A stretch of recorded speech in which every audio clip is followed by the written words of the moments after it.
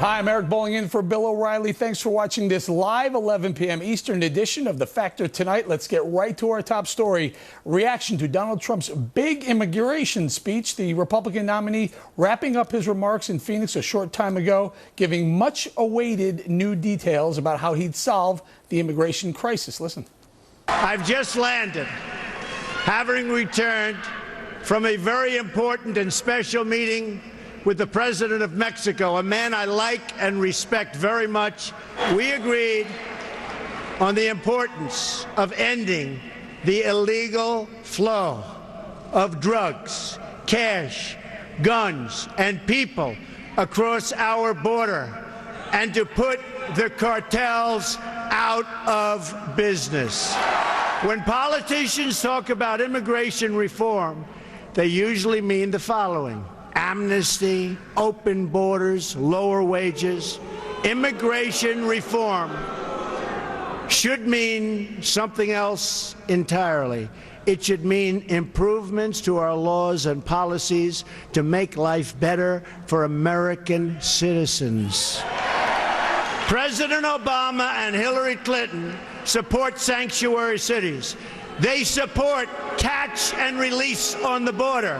They support visa overstays. They support the release of dangerous criminals from detention.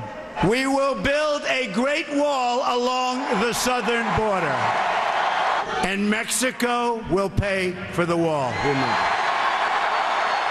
On my first day in office, I am also going to ask Congress to pass Kate's Law, named for Kate Steinle,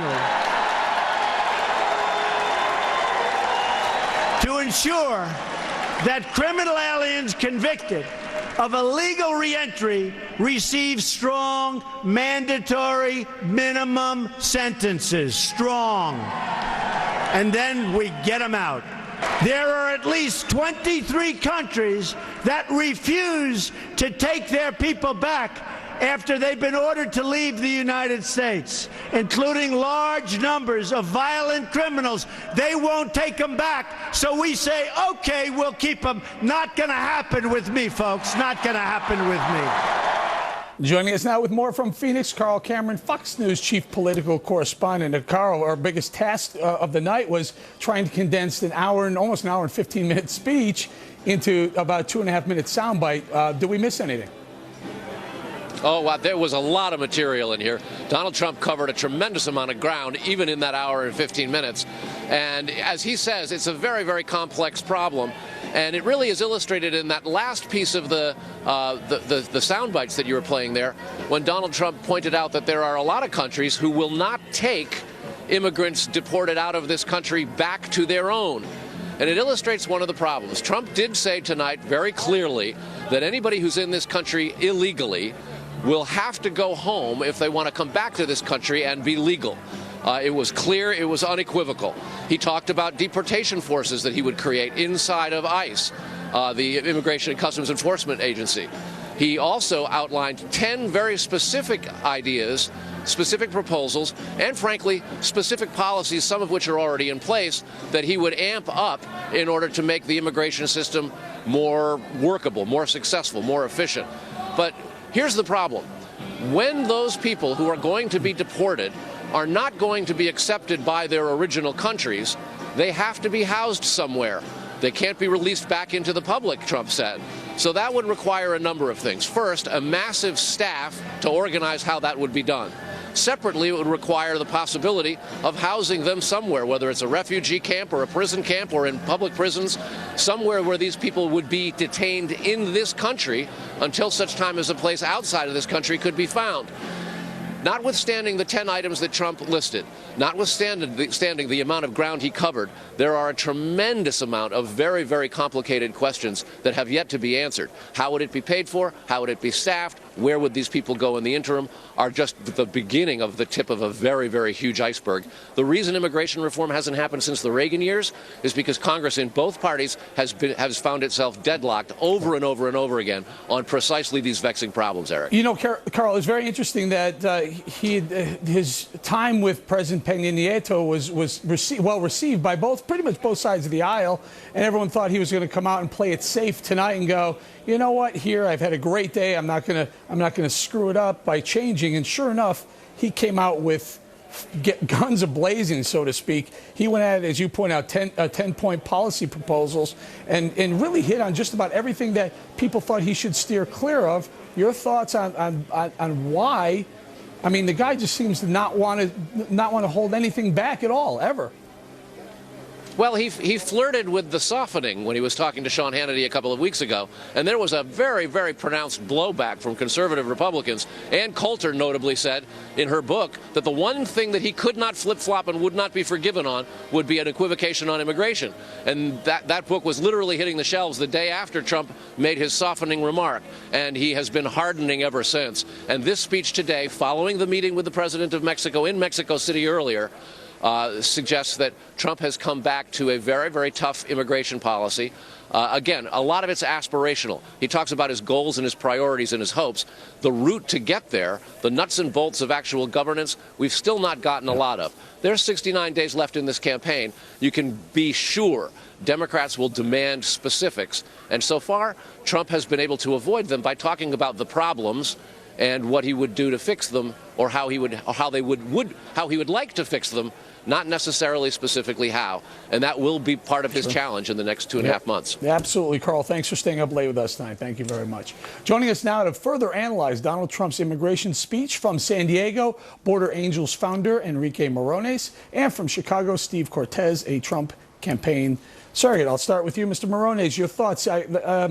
So we can go through all the policy things, but I'd rather focus in on something that happened late in the speech, just before he ended the speech. Let's talk about those angel parents, the angel moms and angel dads, who went up there and talked about losing loved ones to illegal aliens' crimes. Your thoughts on whether that struck a nerve and it was a good opportunity and fair to do? Sure. Well, it's a tragedy what happened to those families. And as you know, undocumented people are much more likely not to commit crimes. They're way under the radar as far as committing crimes. So to pull out a few families that are exceptions to that rule is sad. It's very sad for those families, but that does not represent the undocumented community. We also know that Donald Trump is hardening his position on the deportation police, breaking up families, taking children away from their parents. So it was a really, really sad statement by Donald Trump. His whole speech was really sad. It was pretty much anticipated because we know who Donald Trump is. And he had talked previously about not bringing out families, like when he got criticized greatly, like he should have been for the family that lost their son in the war. And now he's bringing out families. So the double standards, the double talk, people know who Donald Trump is. Mr. Morones, I want to bring in Steve Cortez. In Mexico, where he is not welcome. And so I say hold on that one we second. saw the real Donald Trump once again. And it's a sad state of affairs, and he's not a person that represents this country. I understand where you are, Mr. Morones. Please, let me bring Steve Cortez in here. Steve, Donald Trump did bring those families out there. I'm not sure Mr. Morones' statistics are right about the crime numbers with the illegals moving along. Tell me how it is a fact. Let me finish. Mr. Cortez, tell me how you thought Donald Trump did tonight.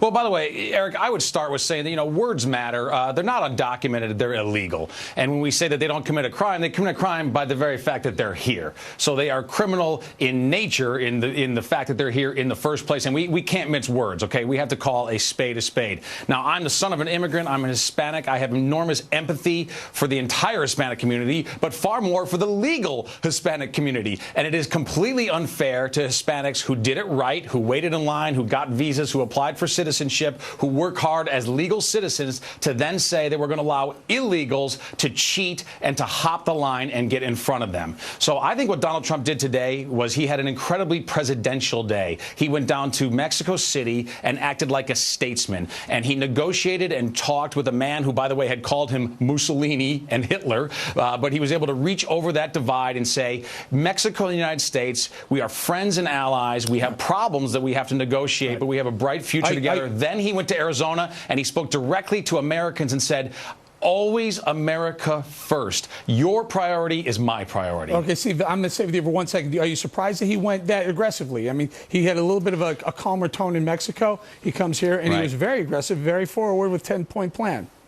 Eric, I am. I'm a little bit surprised. Now, I'll say this, too, much to his credit, he gave more detail in this hour and 15 minutes on immigration and on solving the problem of immigration, illegal immigration, than I have heard in 25 years of closely following this issue. So I give him enormous credit for that. Now, did I love every bit of it? Not necessarily. But what he did is he asked very studiously and humbly, he asked for input from Hispanic leaders. I was privileged to be one of them. He took some of our ideas. He didn't take others. He's the candidate. What I think he did here is he told the American people, you are my priority. Your prosperity, your safety, that has to come first above all else. All right, Mr. Morones, a lot of people on the left say Donald Trump he's devoid of specifics, and he was very, very specific tonight. Is there anything specifically you had a problem with?